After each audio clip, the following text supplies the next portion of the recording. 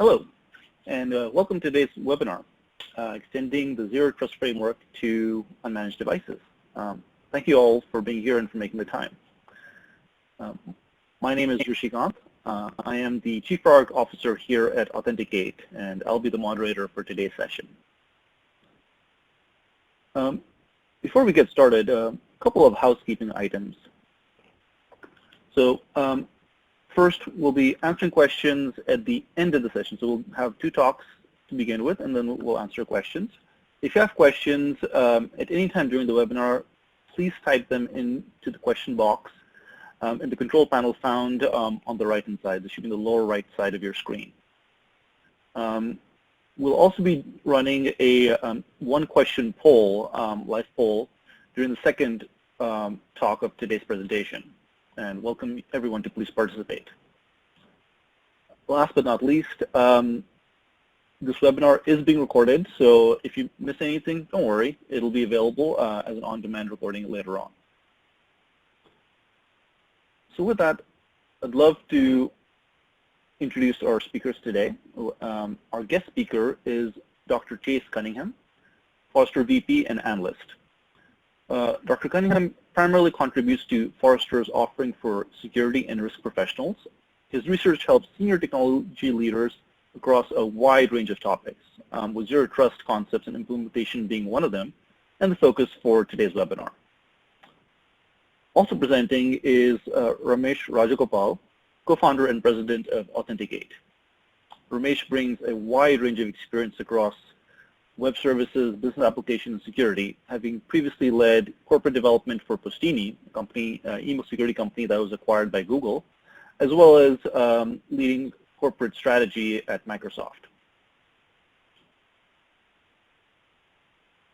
For those of you who just joined us, welcome you again, and thank you for the time for being here. To get started, over to you, Chase. Hey, thank you very much for having me.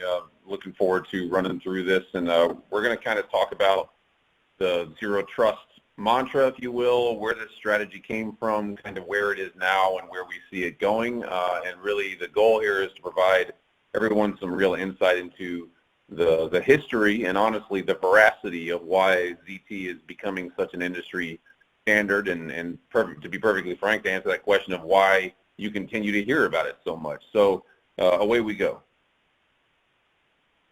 So I get asked the question all the time during workshops and advisories and inquiries and all those things, like what is the definition of zero trust? And I like to remind people that a real good strategy, an actual strategy in any space, doesn't necessarily have a biblical organization sitting over the top of it saying, thou shalt use this definition and this is what thou shalt use and there shall be no others before me.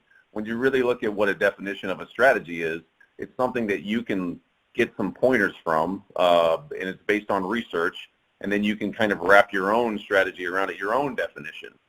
So for the purposes of what that research-based and backed sort of factual definition looks like, in my opinion, this is what I've come up with. The zero trust is never trust, always verify. That's a tagline you've probably heard everywhere. It's counter to the old adage of trust but verify. Never trust, always verify. But if you look for the actual definition based on the kind of the included parts of what ZT requires, zero trust is strategically focused on addressing lateral threat movement within the network by leveraging microsegmentation and granular enforcement based on user context, data access control, location, application, and the device posture.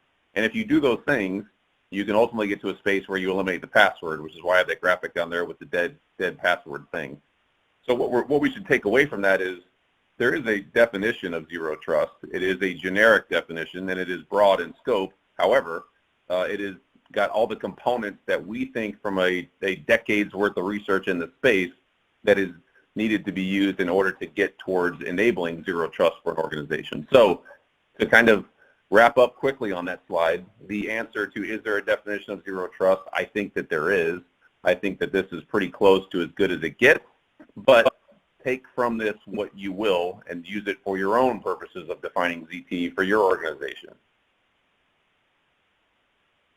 Now, there's a lot of questions about, well, the ZT thing is kind of new, it just showed up recently, etc. No, ZT's been around for almost 2 decades. Now, it hasn't always been just called Zero Trust, but it's been around in concept, in theory, in sort of academic circles for nearly 20 years. If you go back to the very earliest instances of conversations around this topic area, it actually starts in 2003 with a group called the Jericho Forum.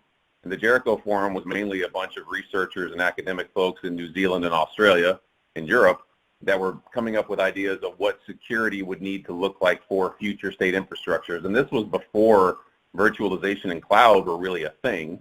So they were just basically pontificating on what this might look like in the future. And they came up with this idea of deperimeterized security. I did research to find the earliest speech or briefing I could for what this was, and this is it. This is 2007, Professor Clark Tomberson, and this was in September. So if you think about where we are now and people talk about ZT being new, being a buzzword, being fresh on the market, yes, it's newish. Yes, it's a buzzword, which is not a bad thing. And yes, it's fresh. However, the veracity, the long-term goals here and the growth of this has taken nearly 2 decades. And in the technology space, that's a big takeaway. That is not something that has just immediately happened and come out of nowhere. This is a big deal, and it's been going on for a long time. So when you really get into that and you go back further into the equation of where this kind of came from, there's an evolution. If you go back to 2004, 2003 timeframe with the Jericho Forum, they were really looking at network access control. They were looking at firewalls. They were looking at perimeter sort of evolutions, if you will, next generation firewall kind of playing into that, but mainly around sort of the NAC side of things. Fast forward to 2010, that's when Forrester, John Kindervag originally coined the term and took deperimeterized security and made it into Zero Trust. And then fast forward from there, 2014, 2015, you get Microsoft talking about assuming breach. You get Google publishing their Beyond Corp stuff after the Operation Aurora thing had happened. And then forward on from that, 2016, conditional access becomes a thing, looking at how users and devices and all these other things touch the network.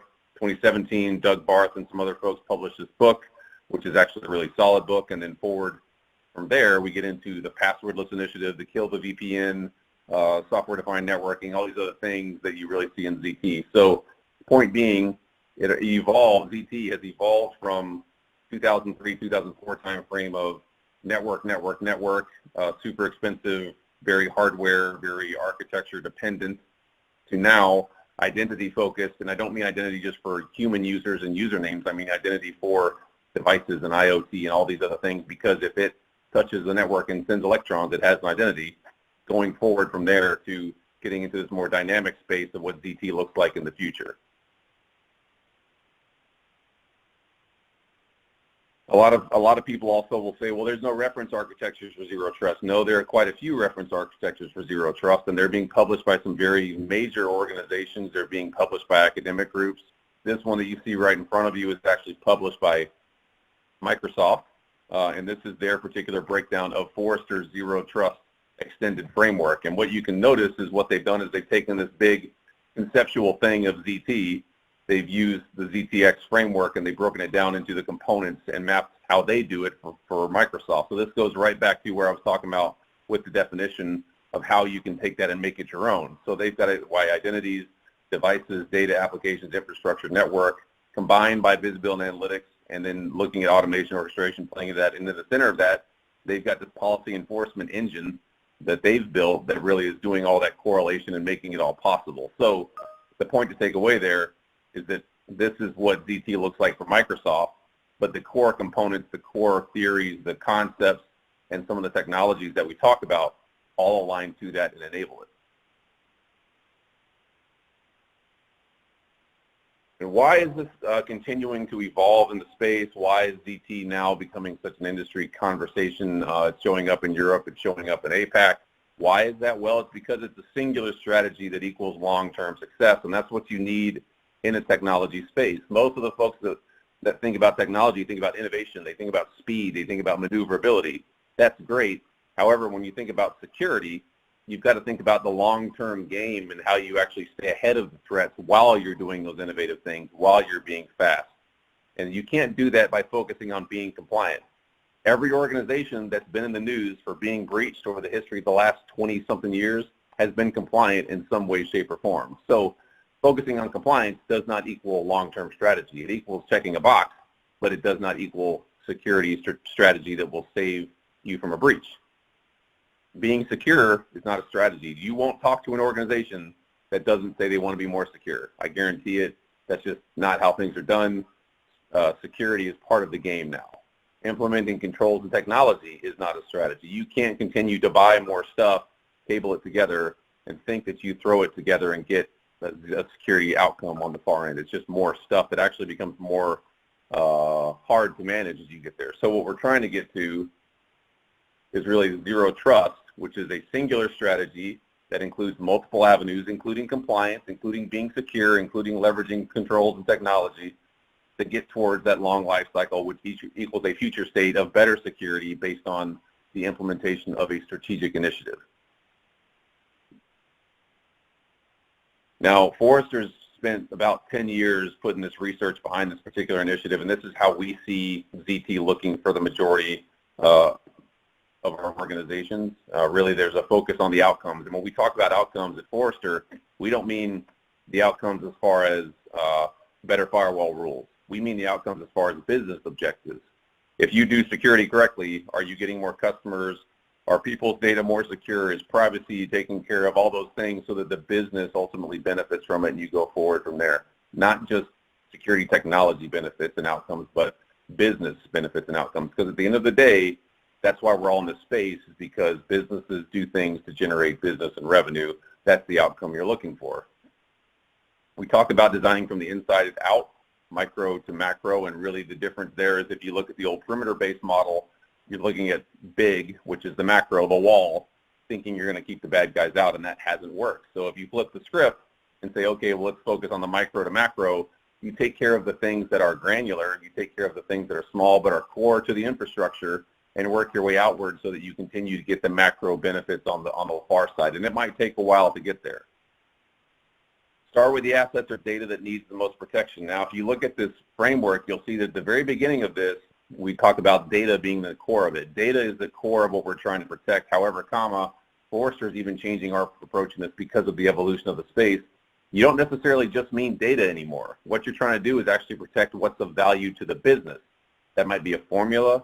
That might be a thing in a spreadsheet, that might be a blog, whatever it is, the value that's in the center of this thing is what you build your security controls around. We determine who or what needs access, and notice I just don't say who, I say what, because IoT and devices and all these unmanaged things that are out there, especially in a post-COVID world, can eat your lunch very, very quickly if you're not taking care of that and making sure that they're accessing what they're supposed to access. Least privilege and need to know are huge there, and that applies to identities for machines and IoT and devices as well.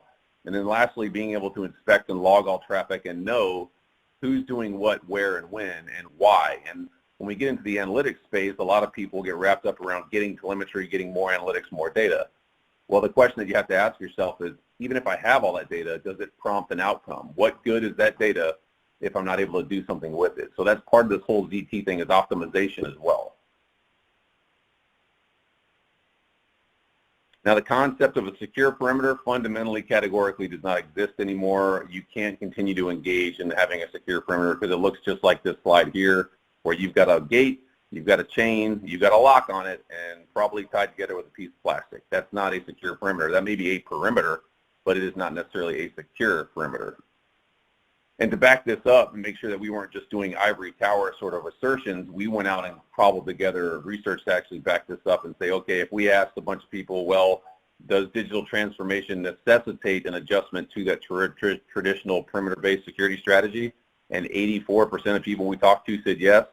Anytime you can get 84% of technologists to agree on anything, much less a singular strategy, means that there's a win, means that there's veracity to it, means that that's something you should pay attention to. So when we got these results back, we knew that we were correct. We knew that we were on the right line of thinking, and we continued to push forward with it. And the other thing that I would say there is, looking at the slide, most agree the network perimeter is no longer defensible. Today's technology ecosystem, which is made more complex by digital transformation, especially in this new world we find with remote work, necessitates adjustments to traditional security strategies. In other words, if you talk to most folks, they will agree that you cannot continue to engage in the old practices of the past and think you're going to get things right going forward. It just doesn't make sense, and it's an exercise in futility.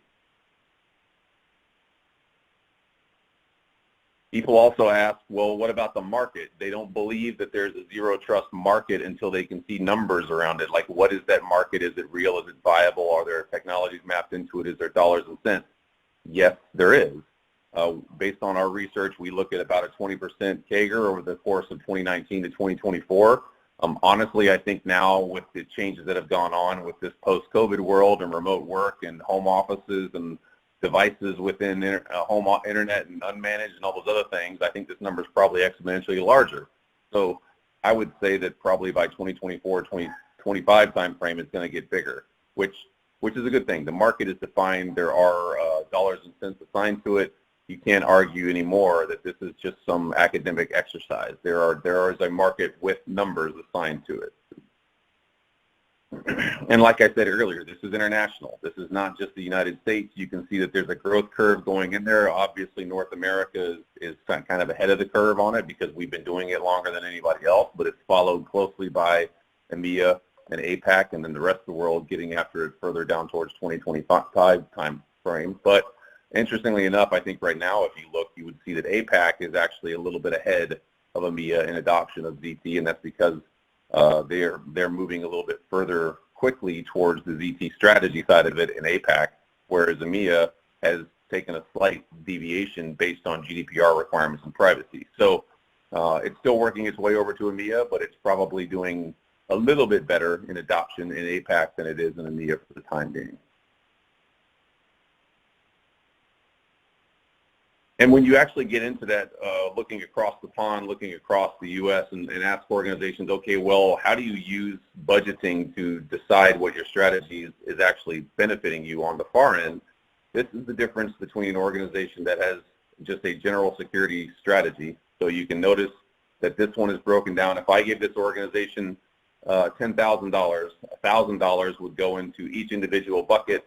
They would hope that they got it right. I call this the hedge your bet slide, and you can see from looking at this that all of those positions are within about 1, maybe 2 percentage points of each other. Now, that means that they're spreading their money, they're hedging their bets, but that also means that there's not necessarily any one thing that they're solving because they think it has the most value at this point in time, which is counter to where a strategy aligns.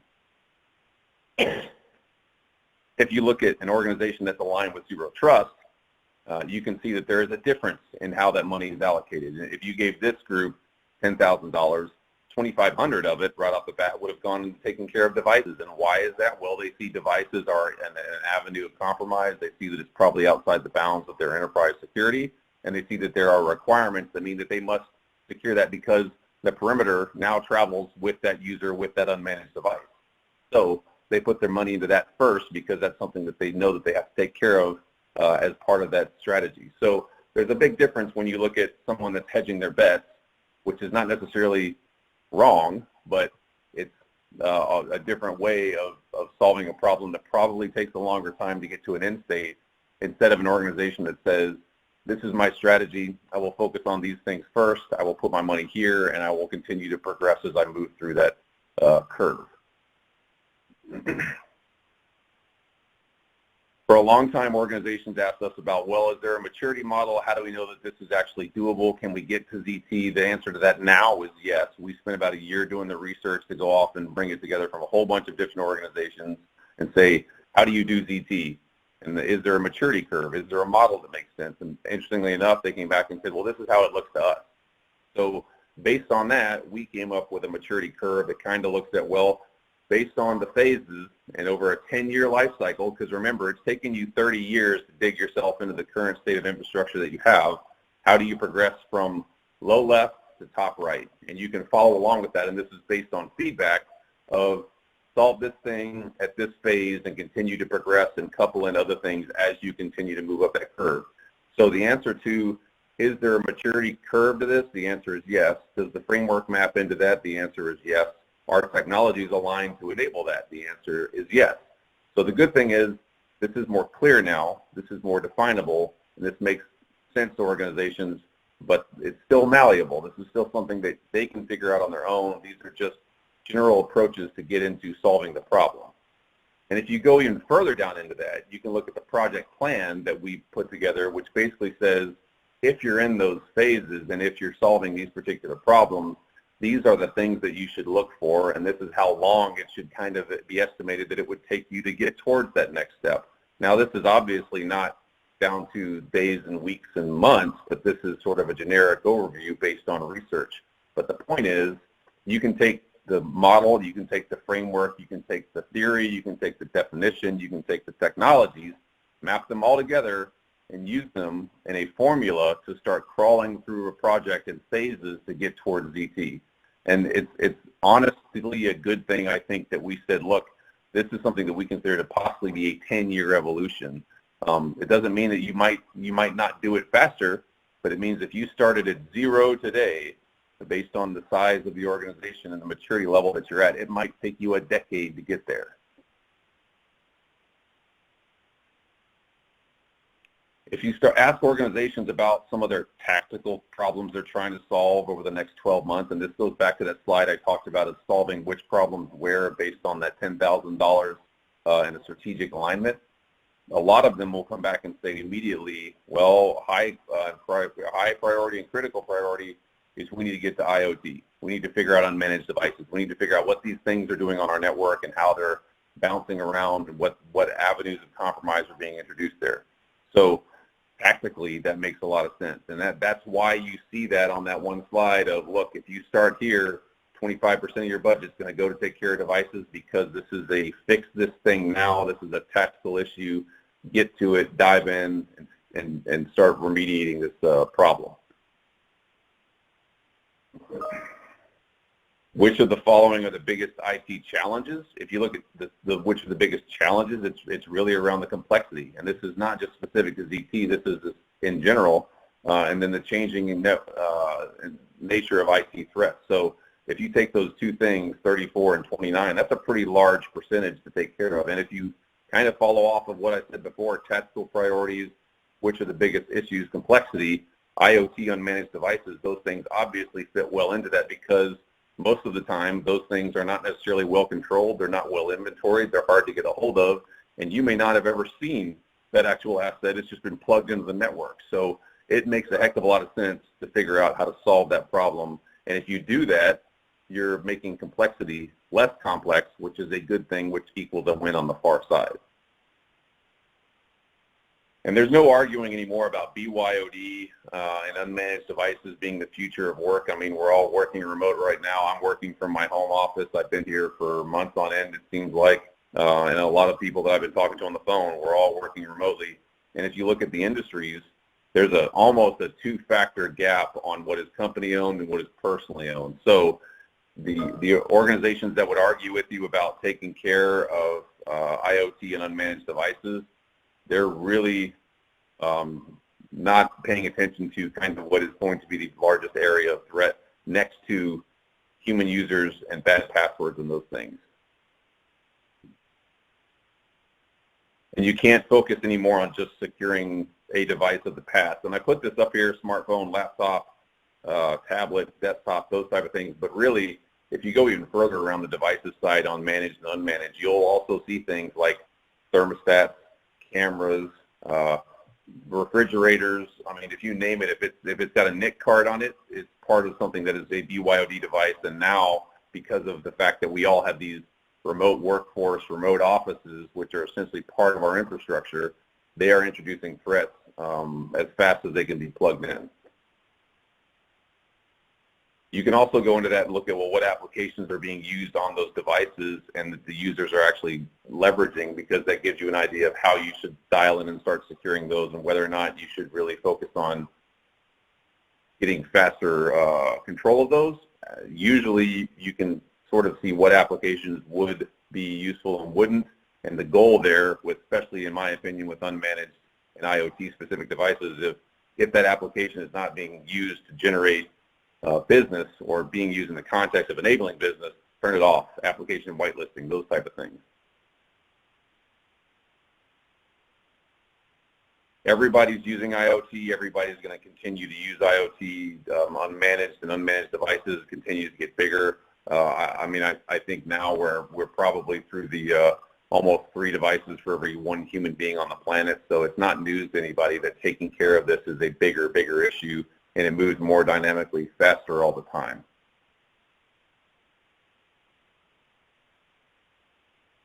You can also kind of look at the applications of all those IoT devices and see where they're being adopted and what they're being used for. Interestingly enough, you would typically think that a lot of those devices are showing up for security and public safety and whatnot, or performance management or supply chain. No, usually they're being used for facility stuff, inventory and warehouse, and delivery and tracking orders. And that's an interesting area because a lot of people haven't really thought about what's going on with their facilities, what's going on with their physical buildings and the IoT devices that are there. Could those introduce some sort of compromise avenue, or are they managed or unmanaged? Or are they just turned in and plugged on? Or turned on and plugged in, excuse me. And if you go and look at the evolution of kind of the challenges within the IoT space, privacy is up there, cost of ownership, integration is number 3. And integration is really where things start getting tricky for you as far as whether or not you have command and control of that infrastructure, and then the threats of whether or not they can be hacked. So this is all just one big amalgamation, if you will, of problems in the space around IoT devices that are being plugged into networks and infrastructure. And the biggest issues that you get into is having knowledge that they're asset control and delivery and command and control to segment that thing off if it's doing something that looks like it's anomalous or could be a threat. The last couple of things here really on the core problems within the space, specifically around devices and zero trust, really is the scale, the complexity, the risk impact, how large they make the attack surface, and really the eye of that space is the problem. It's not necessarily the T. The data controls are needed to reduce the risk of breaches, because a lot of times what you see when you go into these post operations and forensics things on compromises where an IoT device or an unmanaged device was what caused the compromise, it wasn't that it was plugged in or turned on. It was usually that it had access to things that are valuable pieces of data or core infrastructure that it shouldn't have had access to, and that's how the breach was able to propagate. So thinking about those things is the challenge side of this, the scale, the complexity, how risky it might be, and how much bigger that makes your attack surface can continue to be a problem if they're not leveraging some sort of solution to do this at speed and at scale. And honestly, I think from covering the research side of this, once you start considering these problems, that's where you start getting into the need for vendor solutions to enable you to do this at scale. If there's 3 devices on the planet for every 1 human being, without technology to enable you to do this at speed and scale from a vendor, you're not going to be able to keep up.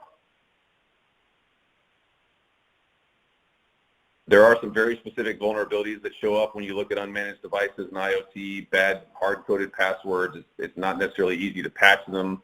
Nobody usually knows how to penetration test these things. Logging mechanisms can be wonky, and they're usually different based on the manufacturers. Encryption is usually woefully inadequate when you look at these types of devices. Legacy code, some of these devices that I've run into, especially in like pipelines and oil and gas, and some of those have been plugged in and turned on for a decade plus. And then lack of standard support. There isn't any single governing body that basically says this is what IoT devices must do, and this is how the standards are applied in that particular space. It's an issue that continues to change and evolve, but it's one that we're trying to get some guidance on and get towards that next step of helping to secure those at scale. So with that being said, I'd like to turn it back over to the Authenticate folks.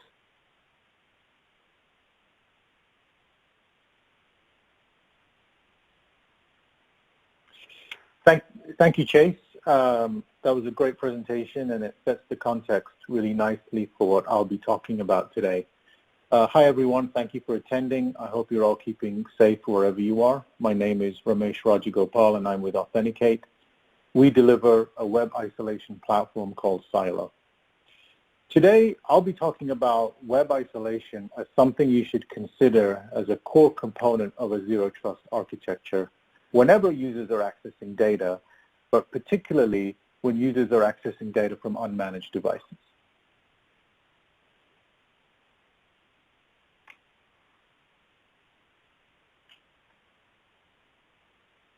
So the agenda for today, I'll cover a little bit about the case for rethinking the traditional IT architecture, the rationale for zero trust, and in particular the role of web isolation to augment the zero trust story.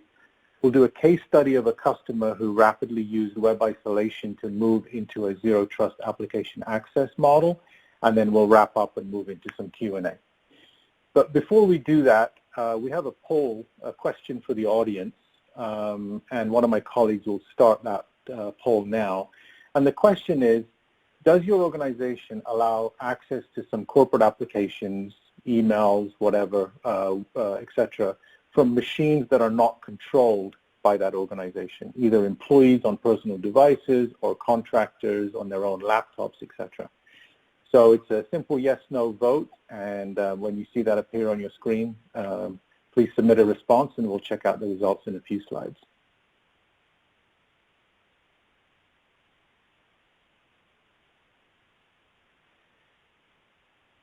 So the world as we knew it, if we think about the world of the last decade, things were well controlled and locked down. There was a defined network perimeter and security controls were applied at that perimeter to safeguard traffic going in and out of the organization like email and web browsing.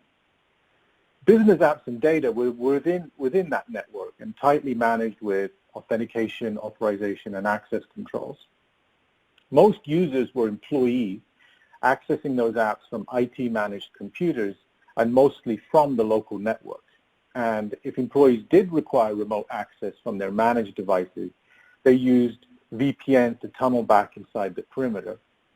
And finally, since the organization controlled both ends of the wire, they had centralized management, logging, and policies. In short, organizations had end-to-end control and visibility over clients, networks, servers, and therefore their sensitive business data.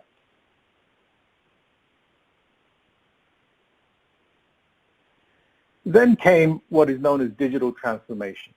So apps and data have shifted to the cloud and can be accessed from anywhere.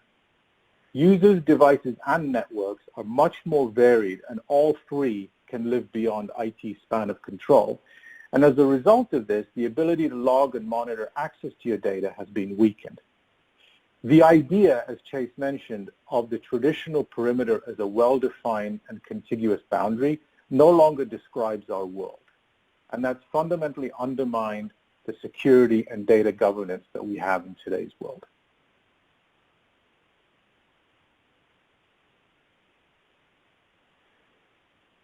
Now, some meta trends have fueled this transformation, and this isn't going to be too surprising to anyone. The first is the rapid growth in cloud services, whether that be SaaS applications or apps hosted in public cloud environments.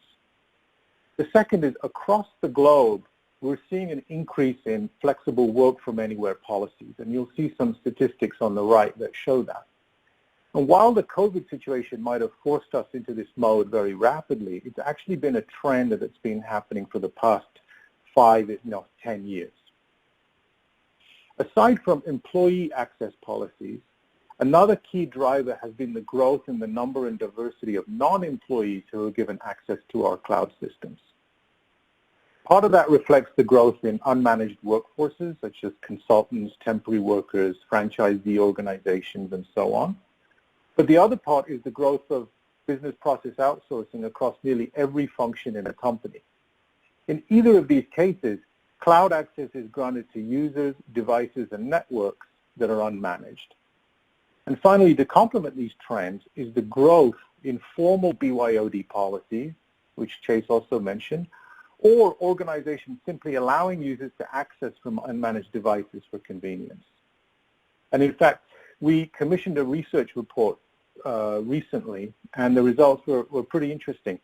During this pandemic, 52% of our respondents are permitting employees to use their own devices when working from home. And a good chunk of those said that their traditional security systems are likely being bypassed as a result. So looking at the survey responses, thanks for everyone who participated, 70% of respondents today said yes, some employees or contractors are allowed access to corporate systems from unmanaged devices.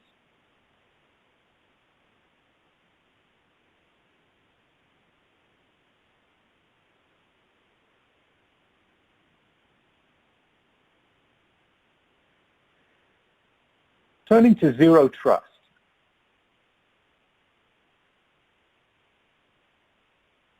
Zero trust inverts the traditional thinking to meet today's realities I've just described. Chase did a great job outlining the components of zero trust, but to quickly recap and give you our perspective, we think there are three foundational elements. The never trust, always verify concept as a core principle allows us to design a system that enables access regardless of user, device, or location. Secondly, within zero trust, there is a shift in focus away from protecting devices and networks, which, as we've said, are beyond our control, to protecting data and resources, which is ultimately what the goal of our security investments is. And finally, zero trust redefines the definition of the perimeter. As we've said, it's no longer a location that sits as a ring around your assets, but instead, it's a boundary that sits wherever your assets are being accessed. And in this sense, it needs to be considered as a capability rather than a location. But there's still exposure in the framework. How do we ensure full data security when, for the reasons we've covered, access is increasingly from devices we don't manage? And given that, how can we ever trust an unmanaged device?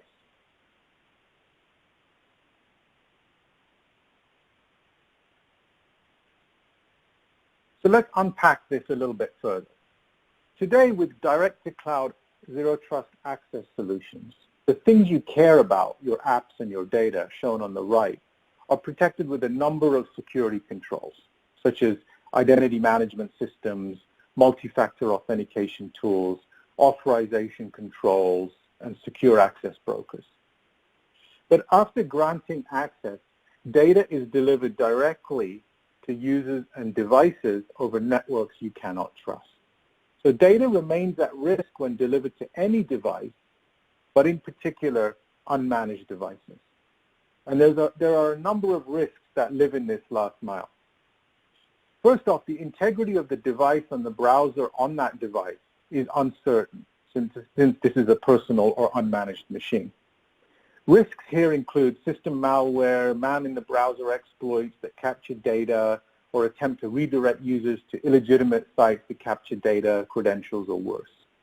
The local browser on that user's machine commingles your corporate information with the user's ungoverned personal browsing history, and this creates exposure. Secondly, the network itself that connects the user to the cloud service is susceptible to interception and data leak, even though data is flowing over an HTTPS connection. IT organizations routinely intercept HTTPS on their network for purposes of oversight and monitoring, and an adversary in a coffee shop or a nasty neighbor could do exactly the same. And then third is the human risk category. Now, this might be nefarious, but more often than not, it's probably just people trying to get their work done. For example, how do you control sensitive data being printed or copied or downloaded to the user's device and then perhaps uploaded again into a personal email account or cloud storage account? And then last but not least is the fact that IT is not in line when users are accessing cloud services directly. Pulling web-destined traffic back through a VPN is not only expensive and cumbersome, but it doesn't even enter the picture when users are accessing, let's say, Salesforce from a personal device. So what's really needed to manage these risks holistically is if we could introduce a secure control plane to separate the things that you care about from the things that you cannot trust.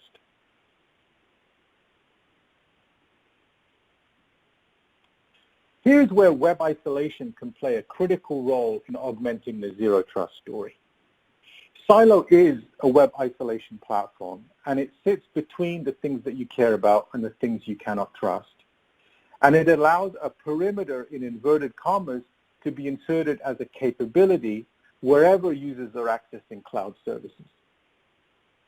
Now, the platform has a number of attributes, but the central idea is to enable users to only access cloud services from an isolated workspace that runs in the cloud and which is air-gapped from the user's device and their browser. Content and data sitting in your cloud applications are delivered to Silo, but are not delivered downstream to the user's computer. Instead, only a non-web display is streamed to that user, and this is a critical security benefit of a web isolation platform. Because if data is never delivered to the user's device, it cannot be compromised at the user's device.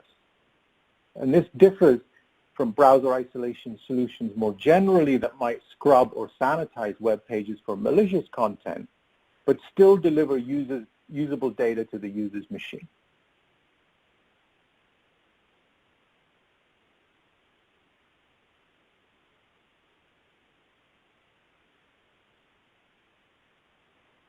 Now, around this core idea of an isolated workspace, Silo's web isolation platform is actually built with a number of other controls.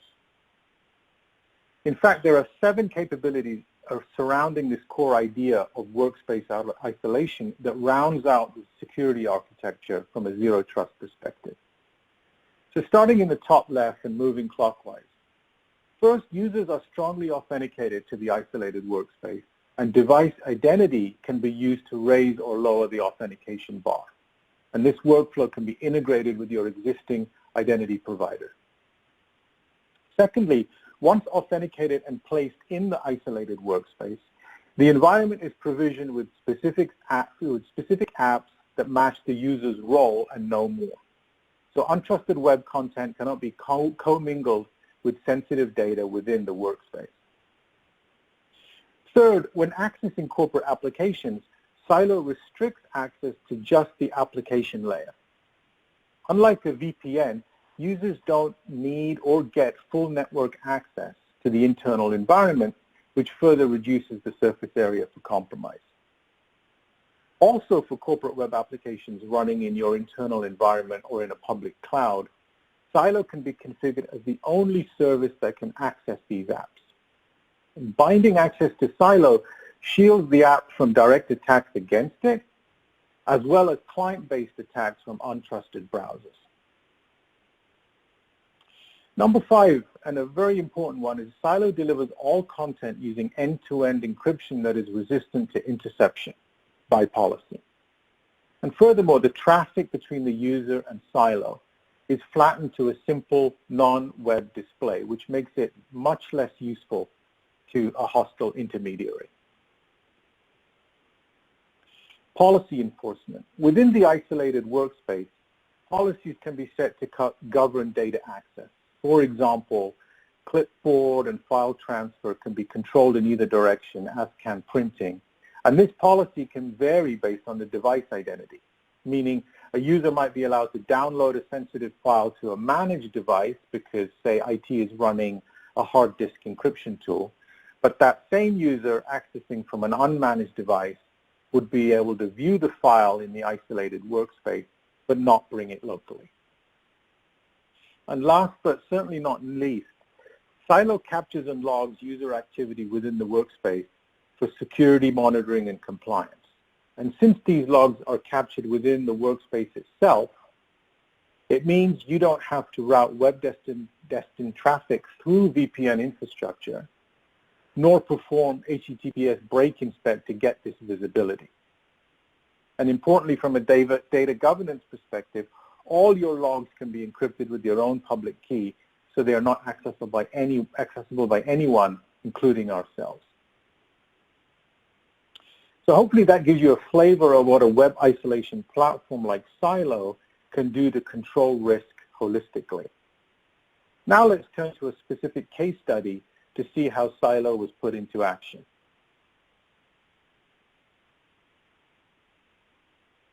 I'm going to talk about an organization within the U.S. Navy known as the Navy Cyber Defense Operations Command, or NCDOC.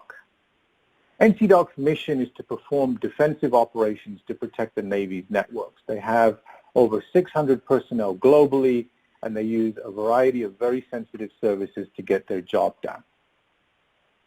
Now, NCDOC has been a long-standing customer, and they've been using Silo to protect and isolate their systems and their networks from vulnerabilities on the public internet when personnel were generally browsing while at work.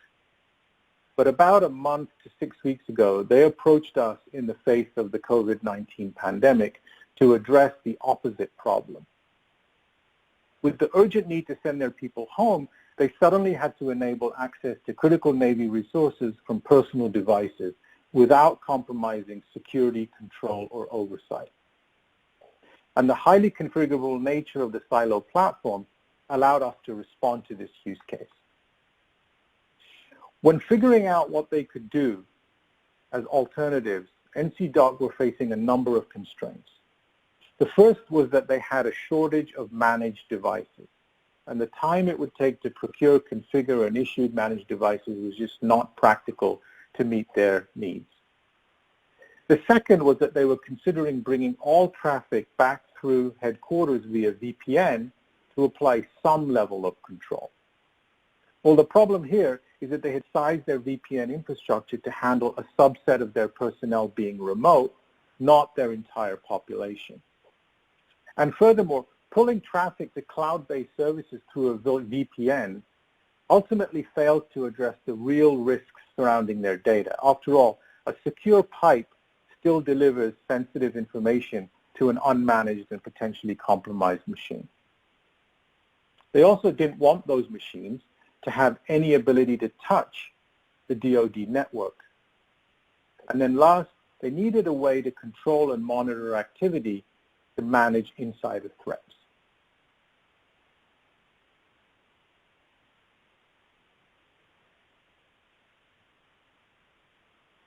So we worked closely with the NCDOC team, and we were able to effectively solve their concerns in their timeline, based on the configuration flexibility and ease of implementation of the silo platform. Once the telework directive was issued, the organization made a rapid shift to silo. As a cloud-native and globally available service, there was zero infrastructure, network, or application-level work that had to be done on their part. Administrators were able to rapidly manage the provisioning of users, orgs, and applications, set appropriate policies, and configure logging capabilities via Silo's easy-to-use administrative interface and APIs. And on the user side of the equation, setup on a personal device was very simple. Install a Silo agent or launch the isolated workspace from within their local browser, and authenticate to the platform and downstream websites using existing network credentials, plus their smart card for multi-factor authentication. As a result, the commanding officer had some comments. One of them was, just as we have transferred risk off our network while at work using Silo, we now have the capability to rapidly enable mission execution from home.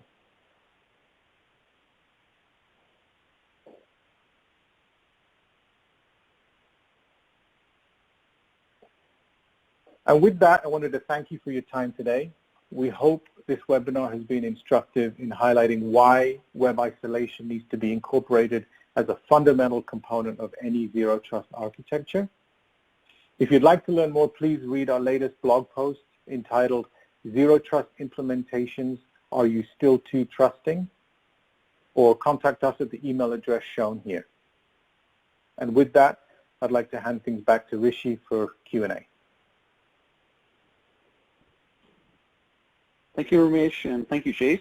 As you guys pointed out, unmanaged devices are having increased usage, and the security and access visibility for them can sometimes fall off the radar. So it was a great perspective that you both shared on that.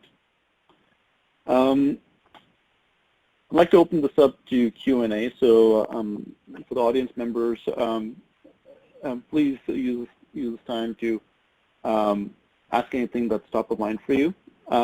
There are a few questions that we had received. So the first one here, and this one I think maybe for you, Chase. Where do you see capabilities like what Ramesh outlined of like web isolation fitting within the ZT maturity model that you outlined?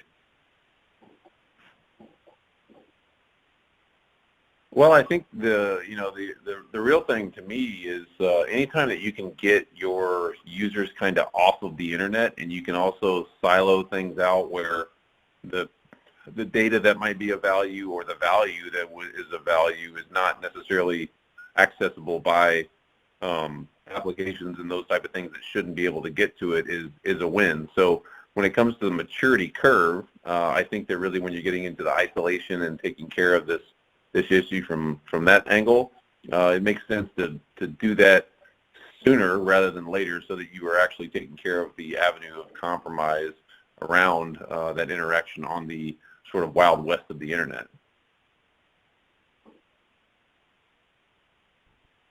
Thank you. Another question, and Ramesh, this one for you. When you use Silo to access cloud apps, how can you still log and audit what users are doing? Yeah, it's a great question.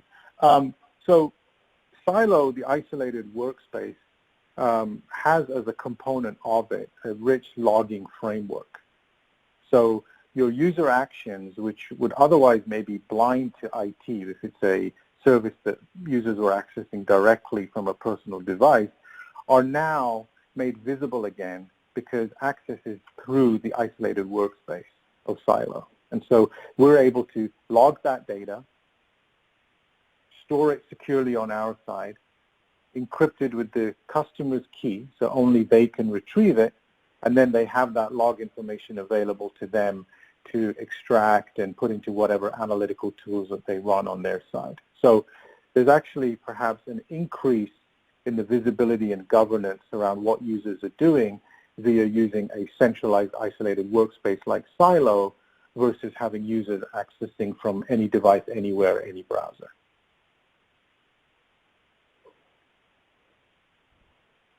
Thank you. Another question, I think this is in the same vein.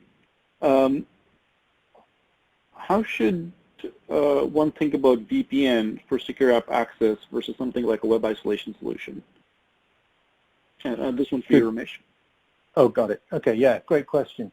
So first off, if a remote user needs access to an internal resource that's not delivered via the browser, then they have to tunnel into the corporate network. And that's where a VPN makes sense.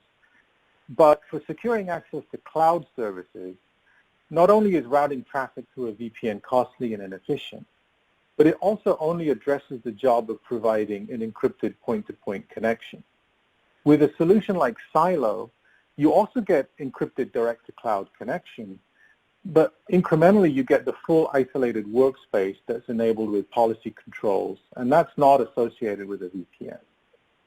Accessing the cloud through a VPN is ensuring you have a secure pipe, but delivering sensitive data to an unmanaged device where it's subject to compromise or mishandling.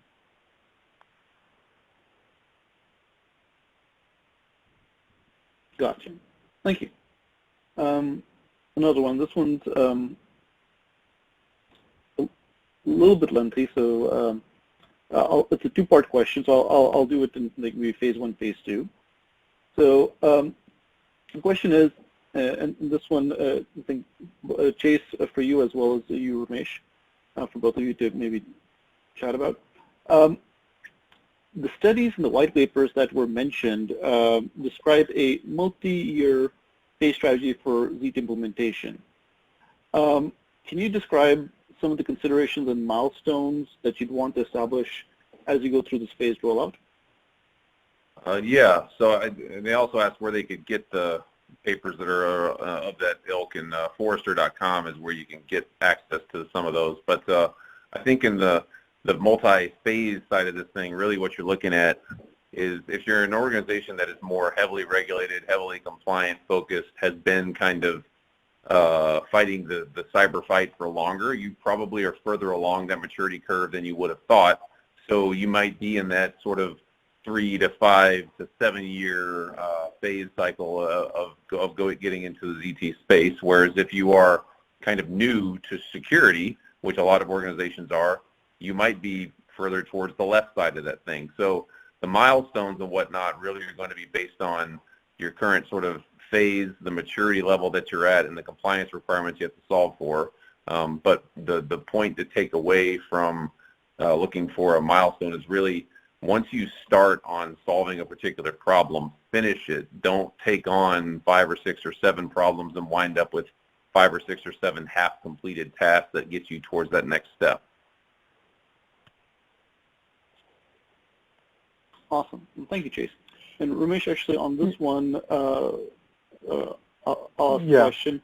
Could you touch on the how Silo could fit in with these milestones? Yeah, I think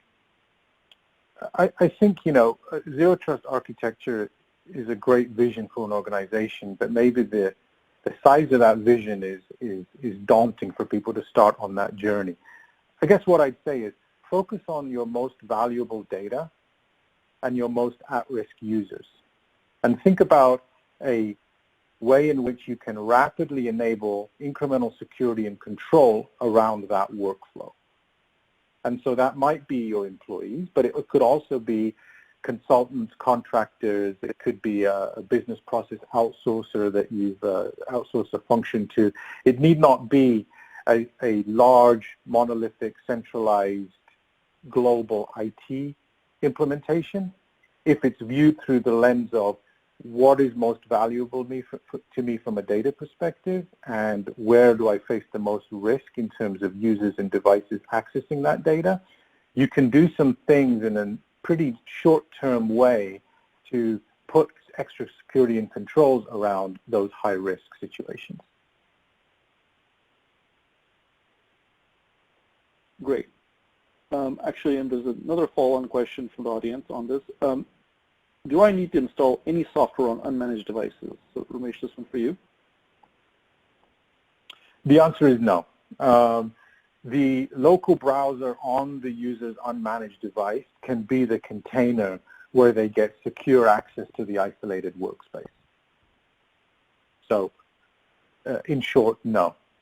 Any user, any device, anywhere can launch the isolated workspace and have full security and control applied to accessing those cloud services.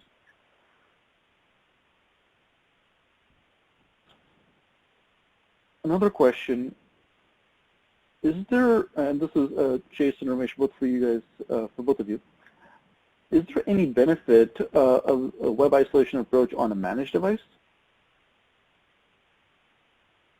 I mean, I think, web isolation and keeping, sort of a buffer between the device and the internet, or the user and the internet, or however you want to really put it, is very useful in any context. And I personally, if it was my infrastructure, that would be something that I would try and have deployed, because it honestly makes more sense than legacy sort of antiviral approaches. Yeah, I'd say, managed devices are vulnerable. They're not immune to exploit just because they're managed. And so certainly there's the isolation benefit. But incrementally, there's also the policy and control and the visibility you get around users' access to a web service. So controlling behaviors such as removing files from a cloud application, etc., that's a human risk. And then from an IT standpoint, understanding what users have done in that context, whether it be for security monitoring, insider threat mitigation, or just compliance, that's also an incremental component. And so for those reasons, accessing cloud services through a managed device is just as compelling, if not valuable, as from an unmanaged.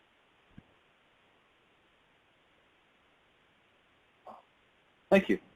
We have a few seconds left, so I'm going to cut the questions at this point.